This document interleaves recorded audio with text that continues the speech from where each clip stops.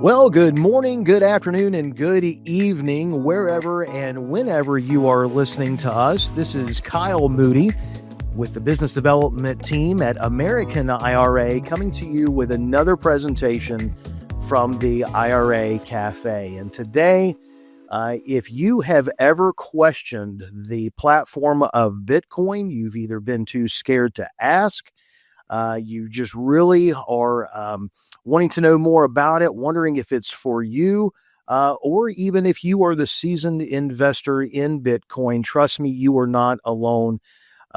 People that are going to be listening to us and even me today, some of the questions I'm asking are going to be some things that I want to learn from as well. And so to expand on this, we have a wonderful guest who has joined us today, Beau Turner, who is the co-founder and CEO of Abundant Minds out in Bend, Oregon, which is a long way from where I am right now, is joining us to the program today. I met Beau and his team at FinCon out in Oregon almost 2 months ago.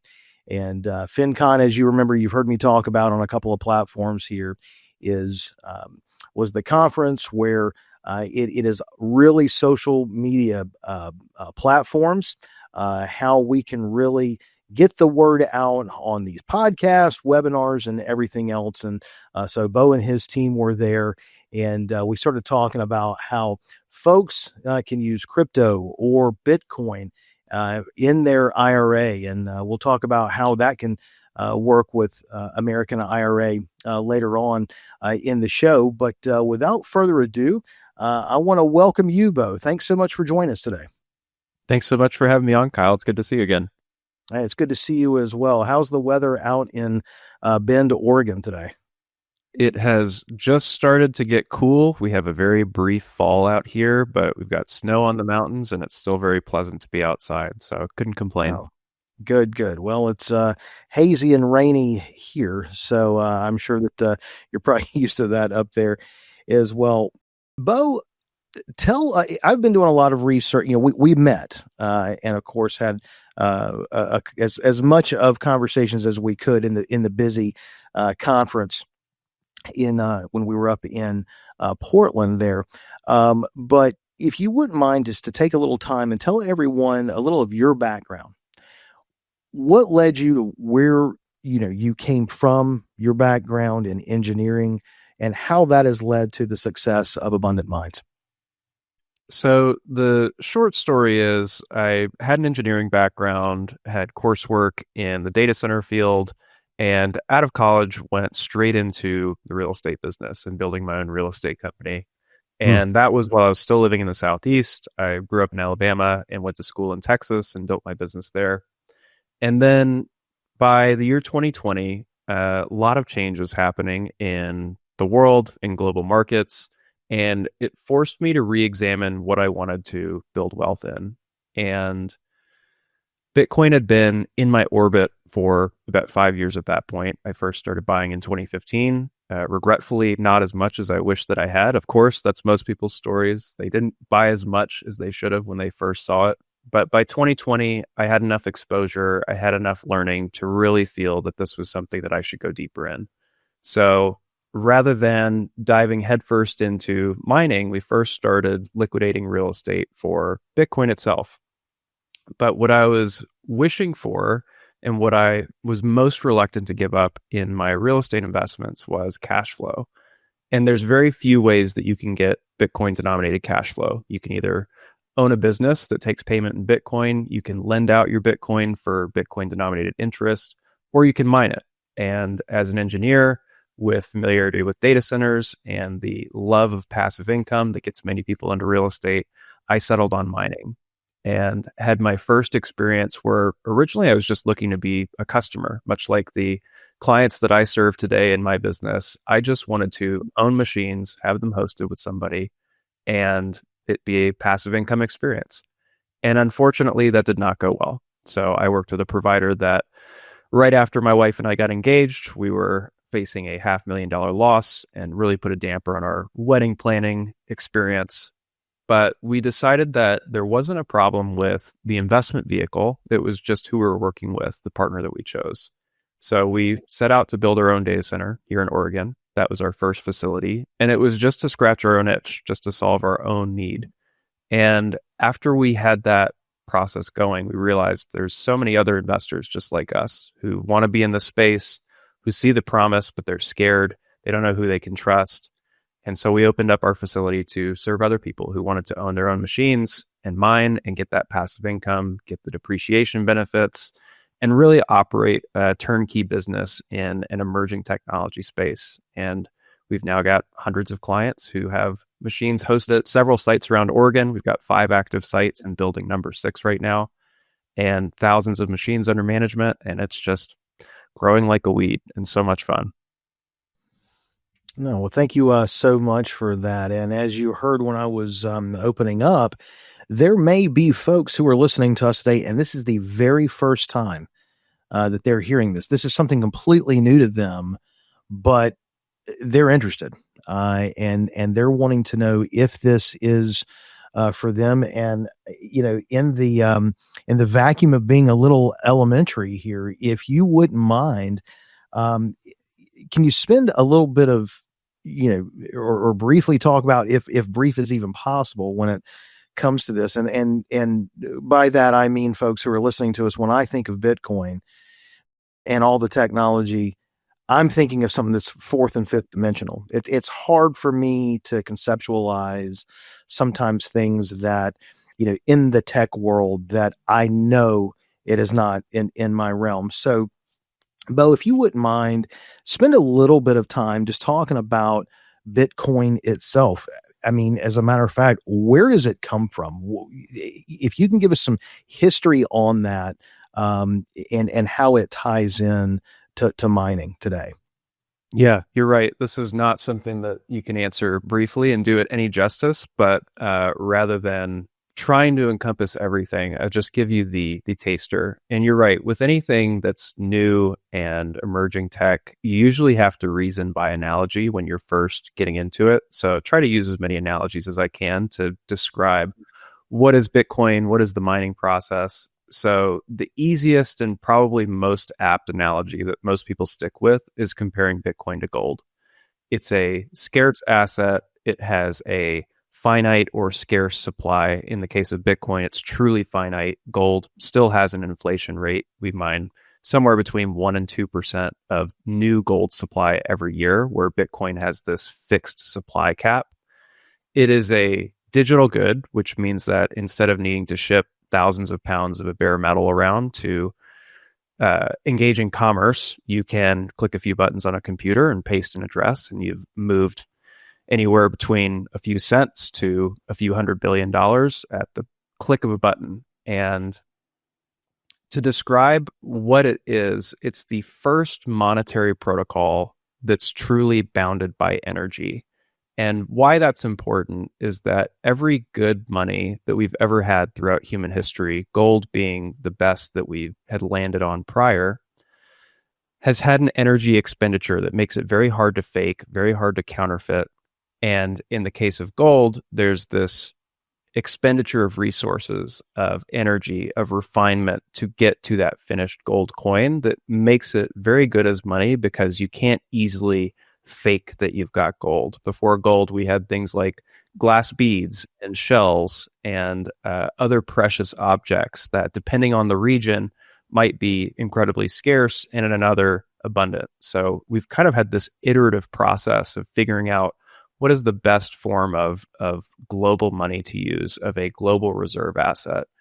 And in my opinion, Bitcoin is the best money that we've ever seen. And it is not natural money like gold that exists in the earth. It is engineered money. So it's been engineered to have all of the characteristics that we want to see in a good money. And for listeners, if you look up the 7 properties of money, that'll be a great primer that goes deeper than I think makes sense for us to go right now. But that kind of outlines the checkbox comparative diagram that'll give you a good sense of why this is such a profound invention. Now, the mining process is part of what makes Bitcoin so interesting and actually makes it scarce, desirable, and bounded by energy. So mining, in the simplest way of describing it, is taking a raw resource, energy, converting it through a computing process, which you could think of as a manufacturing or a refining process, into a finished good, which is Bitcoin. And the reason that mining has value is twofold. Mining is designed to do two very important things for the network. Number one is to secure it from outside attackers. So in any computer network, there is a vulnerability to attack, and you have to put up some sort of computational defense. In this case, it is literally a wall of encrypted energy, so that someone has to spend, at today's rate, a very large nation state's worth of energy on a constant basis to launch an attack on the network. So miners you can think of as the defense system or the immune system protecting that value for people. And the other thing that miners do that's very important that most people aren't aware of is they actually validate and process transactions. So think of them like an analog to a Visa or a PayPal, basically a payment processor that's taking a fee to move value across the network. And both of those things are happening in the mining process, and they're rewarded in the network's native currency, Bitcoin, for doing that. And I'll stop there because there's so much more we could go into, but hopefully that's a good overview.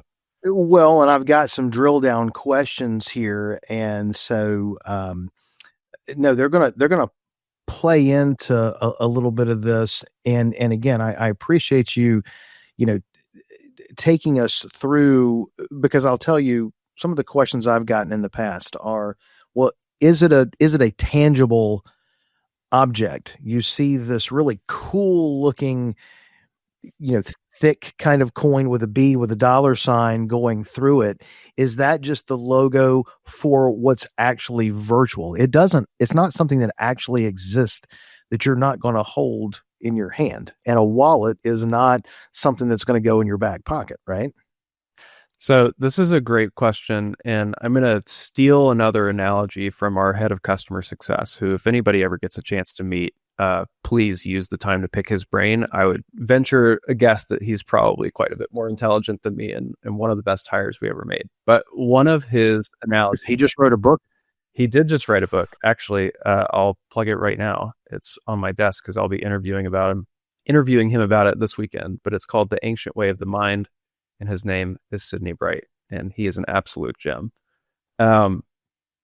Sidney uses this analogy of a glass post office box or safety deposit box. So the Bitcoin network is like this wall of PO boxes where you can see what every person has, but you cannot unlock it without the right key. So the Bitcoin network itself is just an open ledger that lives on thousands of computers around the world. And that's how we know who owns what, who is moving what, where.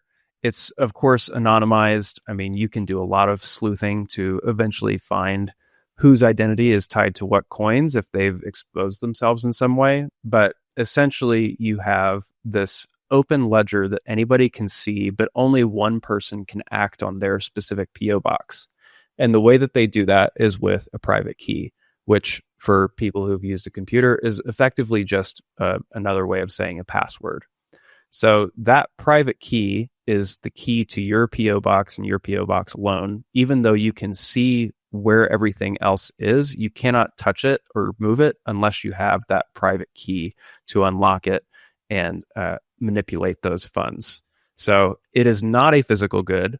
However, we use physical goods very often to represent it. So a private key can live on a piece of paper as a 12-word string.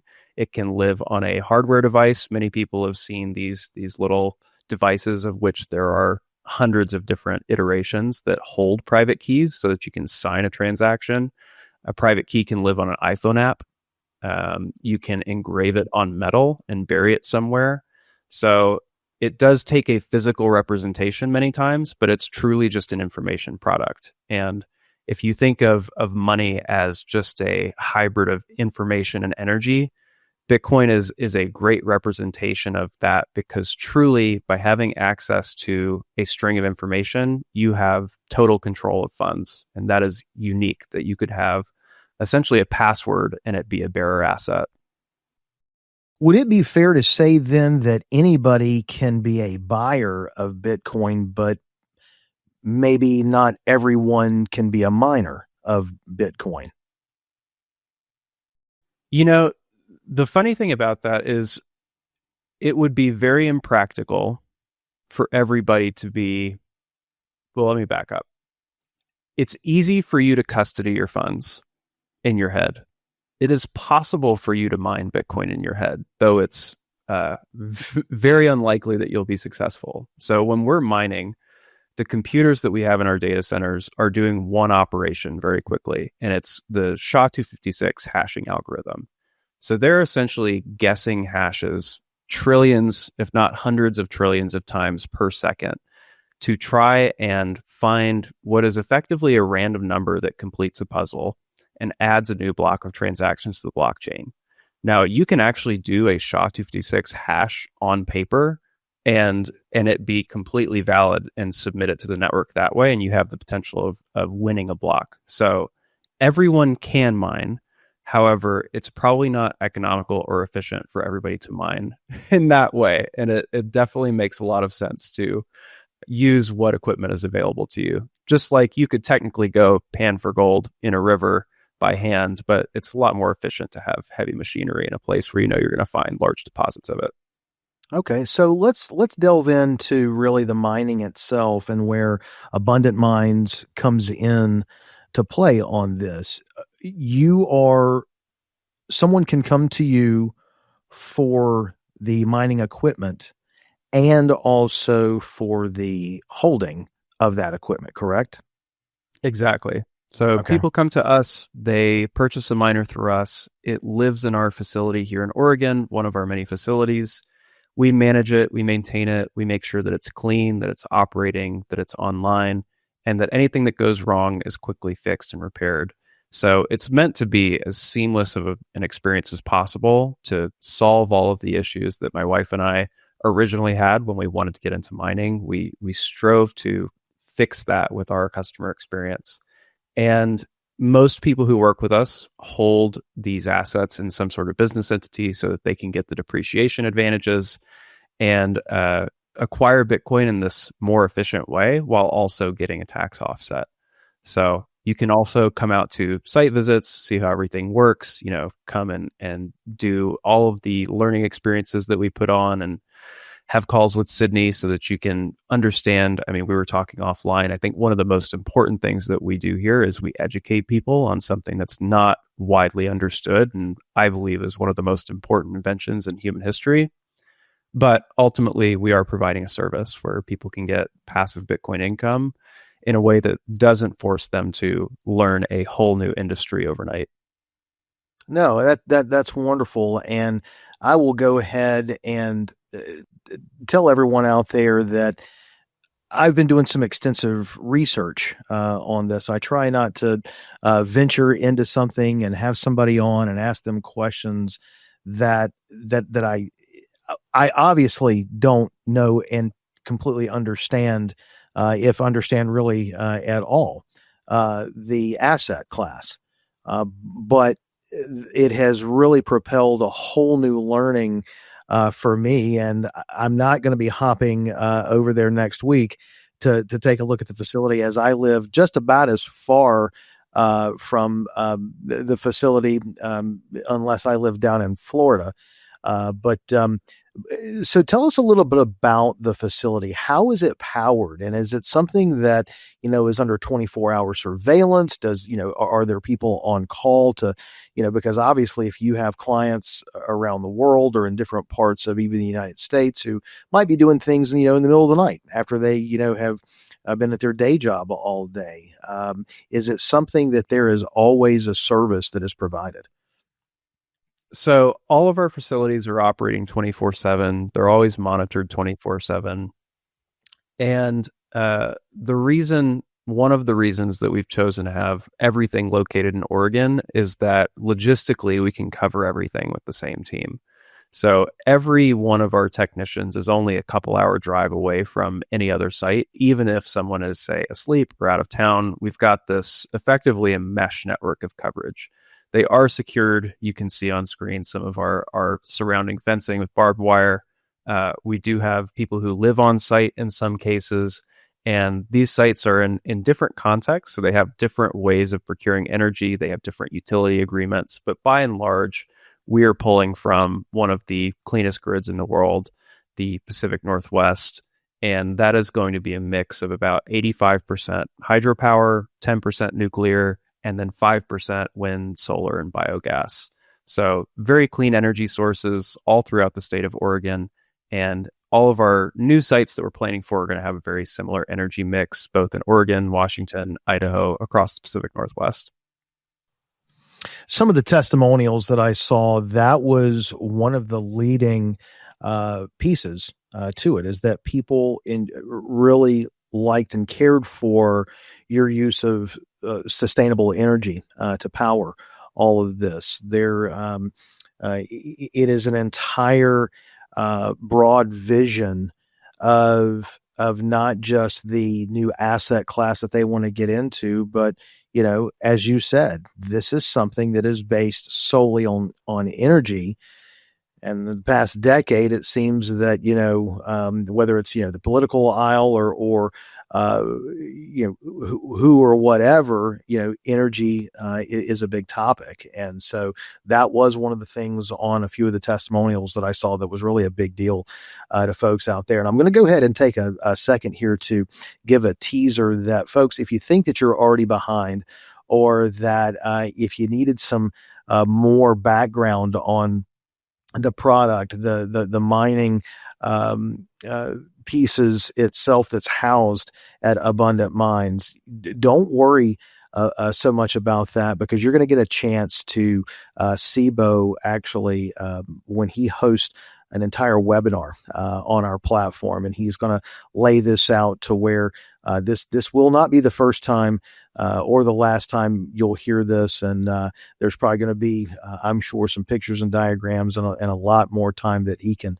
lend to this. And of course, you're always going to have his contact information if you want to learn more. So we are looking forward to that webinar with you as well, Beau. So getting into the machines themselves. So these are something that that the miners, that the individuals can own. But when it comes to self-directed IRAs, doing what we do, what we specialize in their case, it has to be purchased and held by the self-directed account.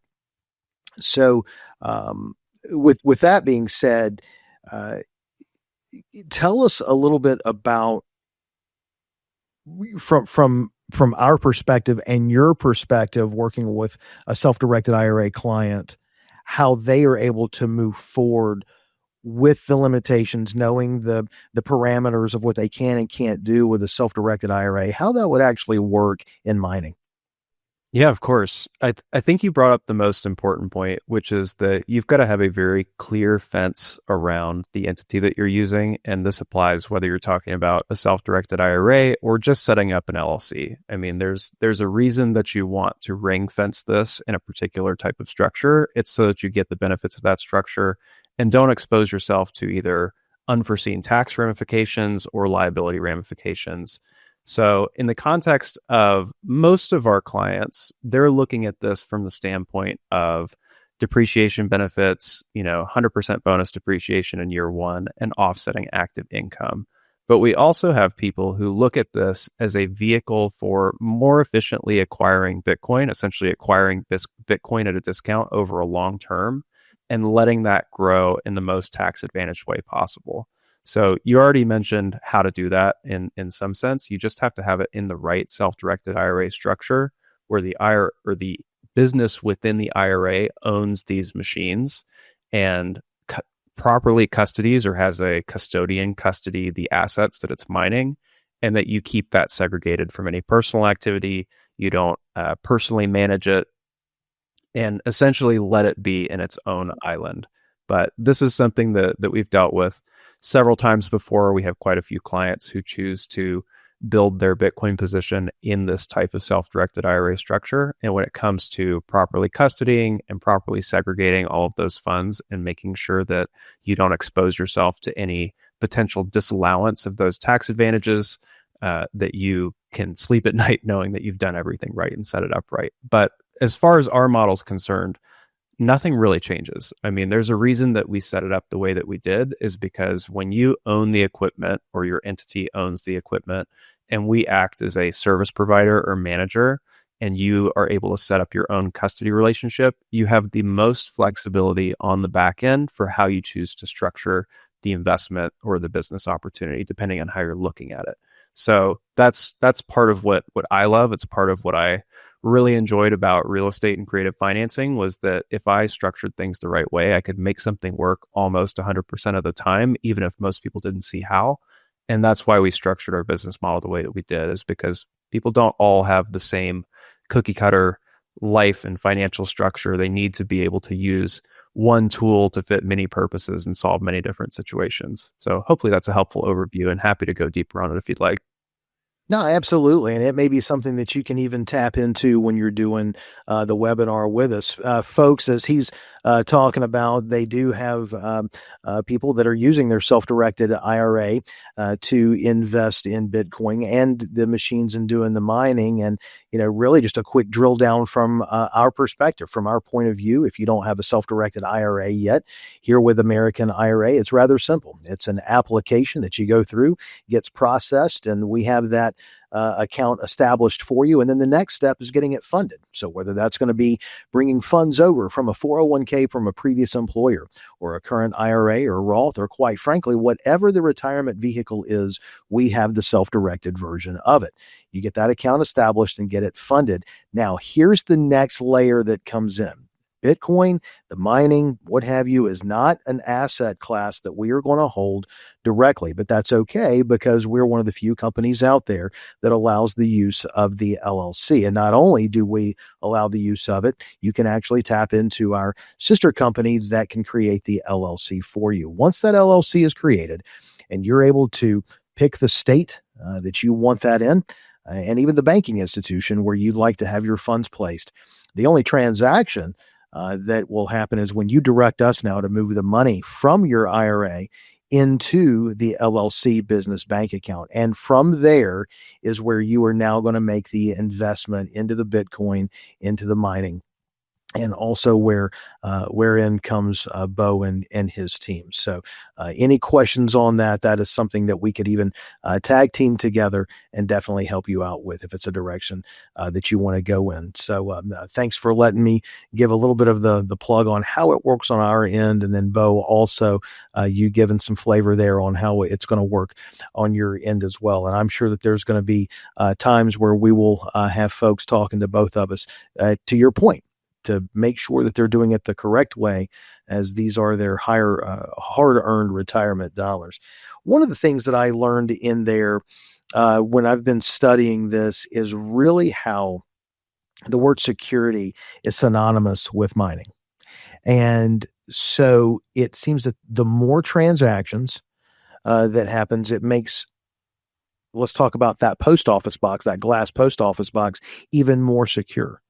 And if that glass post office box is more secure, then the entire row of boxes is more secure. And then that security grows and grows. Can you tap into that? And if I had it wrong, clean me up on that. But it really was something that you touched on earlier, and things that I have read is about the security of this, where quite frankly, people wonder, well, how secure is my bank? How secure is anything else out there that I do online? But it seems that this is actually a lot secure than most people might think. You are, there's nothing inherently wrong about what you said. So all I'll do is just add a little bit of color. The Bitcoin network, as far as we know, and it's pretty easy to tell when they're huge blocks of computing like this, is the most secure computing network in the world. So to give you a just quick analogy, a lot of people in the Bitcoin space have this confusion or fear around what happens to Bitcoin when something like quantum computing comes around.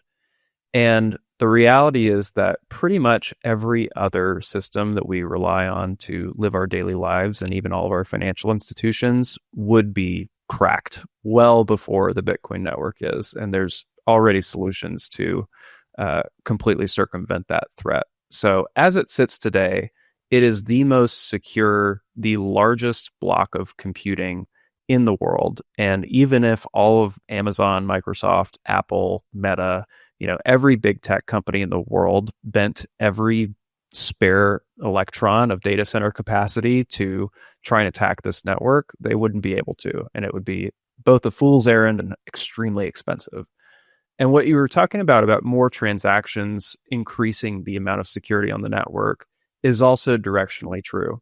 So miners are right now, they are making money by both mining new Bitcoin, so getting the supply that's released onto the market up to that 21 million cap, but they're also paid on transaction fees. And eventually, after the year 2140, but gradually up until then, in the year 2140, the last new Bitcoin is minted. So we're 100% reliant on transaction fees. And so you can think of people using the network as adding to the security budget, if you will. So whenever people are actually using the network, they're contributing to the security because they're effectively paying the guards or paying the military that is securing that network. So the more usage there is, the more transactions, the more transaction fees. You can think of that as a very well-funded Bitcoin military, if you will. And so the further into the future we get that high level of use, the more robust the network is. And, if all we had was what we have today and we didn't grow at all, it would still be the most secure computing network in the world. If somebody's wanting to get into this, this is something they now have some time to do. They've been researching. What's an average cost that someone can get? Because I take it there are different types of mining machines. Is that correct? That's correct. I mean, you can get in at the hobby level and just get something that lives on your desk, but doesn't necessarily make you a lot of money for about $100. And that's a great learning tool. If you're working with us and it's a for-profit enterprise, our lowest tier unit starts at around 6,000. The highest tier unit is about 9,000. And you can start with as little as a single unit. We have people with one unit. We have people with 10, 25, 50, up to 500 right now is our top client, and expecting that to be unseated here pretty soon. But you can do this at any scale, and the beauty is that it still makes sense even at the scale of a single unit. And I think that even more important, arguably, than the income that you generate is that you have such a window into learning about parts of our world that are changing so quickly through this vehicle. The three main ones that I would highlight being the reinvention of a financial system, the reshaping of our energy system, and the increasing rise of the importance of data centers and computing and how our world operates. You can see a lens into all of those megatrends through this single aperture of a machine and our hosting service. And that's part of my greatest passion in this, is that I never thought that I would be a passionate engineering educator, but I just found the right vehicle that made me want to share how the world works and give people a window into the mechanics behind not just how our world is designed, but how our natural systems cooperate, how we can engineer a better world. And I think this is just such a beautiful vehicle to do that in a holistic and multifaceted way. Now, great. Let's talk about the miners themselves really quick. What kind of background? I mean, is there a level of education background? Is there credentials that someone needs? Background checks on something. When just a purchaser is coming and making an investment, they're tapping into the miner's equipment, or they're using these certain machines. Like you said, they may never know who the individual is. So, how does someone know that maybe the person who owns this is legitimate? So if you're talking about our customers, our clients that we serve, we have a very unique position in that we are not providing any sort of financial service. So there's no need for KYC or AML checks. This is truly just buying a computer and having a managed service IT provider as a service provider. So, you can do this as an individual, you can do it as a business. There's no need to submit a lot of personally identifying information. And that's really good too, because there's been so many hacks of exchanges, other large honeypots of customer data, that when you're talking about something that compounds at 10x every few years, you can really become a target very quickly if any of your sensitive data is hacked or shared unnecessarily. And so that's part of our ethos, is that we only collect what we really need to provide our service. And if for whatever reason someone ever does get access to our systems, they wouldn't be able to tell who you are, where you live, how much coin you've mined. We can't actually even tell how much coin you've mined in most cases, unless you're asking us to help you with something on the back end for accounting. But through our direct system, it's very privacy protected. And in terms of the entry barrier, it's really just capital. We have people who are in their 70s and 80s who can barely work their email, but we've been able to help them get set up with mining, as well as their inheritance plan, so that it passes to their kids or grandkids, so that they've got a legacy that they're building. We have people who are very, very on the leading edge of tech, who just trust us as a managed service provider and know exactly what we're doing, how it works, and probably could teach just as many classes as we do. But it really runs the range of sophistication, income level. I mean, we have high net worth individuals, we have private equity firms, family offices, individual investors, small businesses. I could go on and on. The variety is unbelievable. One last thing, and then I know you actually have to hop for another appointment, but if you wouldn't mind, in closing, tell everyone here listening, what sets Abundant Minds apart from the other companies out there who are doing this exact same thing? Well, there's a laundry list. You already highlighted one, which I'm the most proud of the experience people have with us. I think that what we do in terms of onboarding, education, management, service, and really building better investors is probably the most important thing that we do, that is hard to measure, but has the most wide-ranging impacts. The other things that are a little bit more surface level, but important nonetheless, are we're in a great region where we have abundant renewable energy. We have a very stable, cool climate, so your machines run more efficiently. They need less maintenance. They don't break down as much, and they last longer. So every extra year of your investment life definitely adds to your bottom line. And we pioneered something that's very unique in the space that is called hash rate redirect. And I would say that this, when people experience it, is one of the most gratifying things to see on the other end. Usually, and this is the experience almost every other miner who's ever had hosted machines has experienced, if your machines go down, you may or may not get some kind of reimbursement in the form of a hosting credit, which is essentially just a credit to the bill that you would have paid. And what you get into mining for is not to get a discount on your bill, it's to actually be mining Bitcoin. And when you're down 5, 10, 15, or even 20% of the time in some regions, and all you get is a reimbursement on what your fees would have been, when you measure that in terms of opportunity cost and lost income, that can be the difference between it have made sense for you to get into mining and maybe should have just bought Bitcoin. So what we've pioneered is something called hash rate redirect, where if your machine is down for any length of time and goes below our guaranteed service level, we're actually redirecting the computing power from our own machines to your pool so that you continue earning all throughout. So whether you're down for a maintenance event or we're sending your machine out for a more in-depth repair, or for any reason, if you're down for more than a couple hour span, we're actually going to redirect our own hash power so that you continue earning through that. And that is completely unique in our industry and completely aligns us with our customers in a way that feels really great, because as long as you're online and everything is well maintained and operating well, it means that we get to keep mining Bitcoin ourselves. I mean, we're eating our own cooking in these facilities and we want to be mining. So when client machines are down and we have to do hash rate redirect, we are very incentivized to run a tight ship and keep those things online. And unfortunately, in much of the industry, there is a hidden incentive to keep machines offline or even keep them running inefficiently, because you are billed based on how much power you use.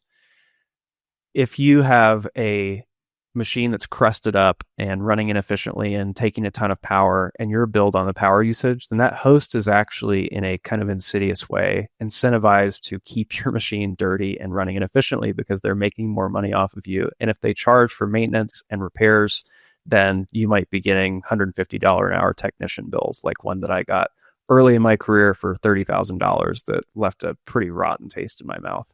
So to close out, we don't do any of that. Everything is all inclusive in the hosting fee. It's just a flat fee. It doesn't fluctuate, and it includes labor, maintenance, spare parts, cleaning, optimization, hash rate redirect, everything that you need to have a seamless, smooth mining experience so that you could peace out to Bora Bora for 60 days and know that without your input, everything is taken care of.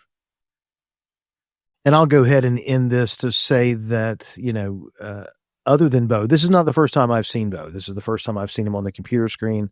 I was blessed enough to be able to get to meet him in person in Oregon, and not just him, but when you go to their website and meet their team, I saw him. I saw almost everybody that's on your website. I got the chance to meet them, sit down and have lunch with them, and it was just a really great experience. Humbling for me as I was trying to learn, but the great thing about it is that they were able to drill it down to my level. And so when I say that if this is new for you, and there they all are there, if it's something that you want to speak with someone with almost judgment free, that they will start at the beginning with you.